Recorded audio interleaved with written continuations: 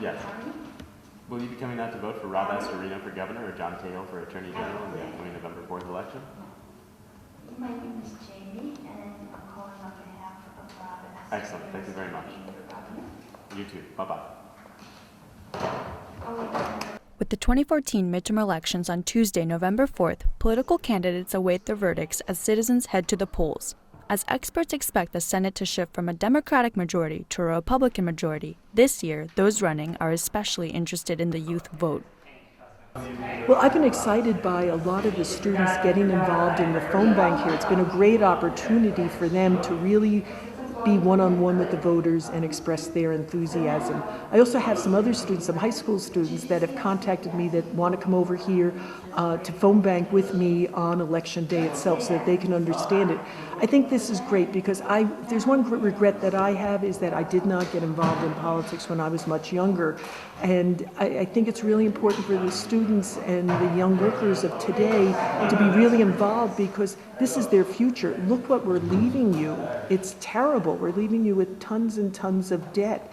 And if we continue along this path, you're never going to be able to dig out from it. I mean, whether it's personal debt like student loans or whether it's just the national debt, it's really horrible. So if you want to have a future that's better than your parents and better than the earlier generations, you're going to have to make some pretty tough decisions here. Last week, Harvard University's Institute of Politics published its 26th survey of young Americans' attitudes toward politics and public service that shows the political preferences and voting patterns of 18 to 29-year-olds.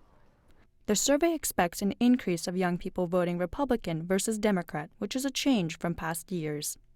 However, experts indicate that the low turnout of young voters is the actual issue of concern. For this upcoming election, I think our number one goal is the most important thing is to motivate students, whether Democrat or Republican. A lot of people don't like when I hear that, but I think it's important that everyone gets involved and know the issues and know both sides. Youth apathy towards voting is even more so a topic of conversation this election season, as many predict party changes for those in office. I think that's mostly a reflection on this particular election than any sort of long-term trend. I mean, if you look at the large long-term trends, not only in terms of demographic shifts, but also specifically with young people, our generation is especially prone to the more left on a lot of issues. On some issues, we're more right. But on aggregate, we're more towards the Democrats than towards the Republicans, which isn't unusual for a young generation, but we are more so historically. This election is seen by a lot as fairly low stakes. A lot of people think that it's already a foregone conclusion that the Republicans will keep the House and very likely that the Democrats will lose the Senate.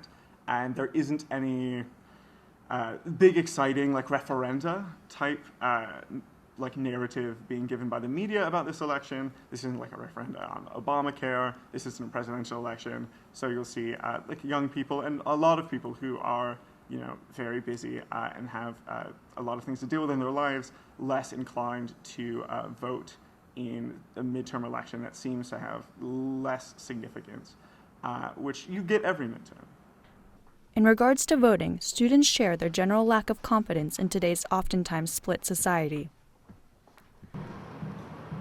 I guess my main thoughts on politics in general are that I think things are too divided.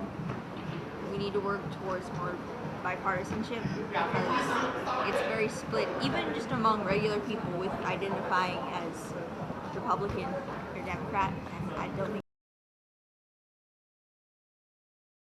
Students voice their disconnect towards voting occurring as a result of distrust and not necessarily indifference.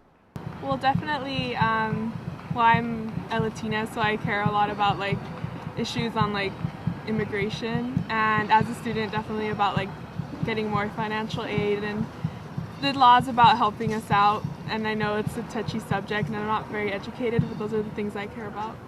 Do you think your vote would count towards issues like that?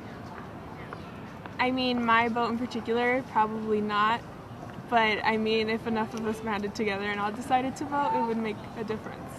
When the midterm elections come to a close and the resulting political implications set in, young adults will see for themselves if they have the incentive to vote in the next elections in 2016.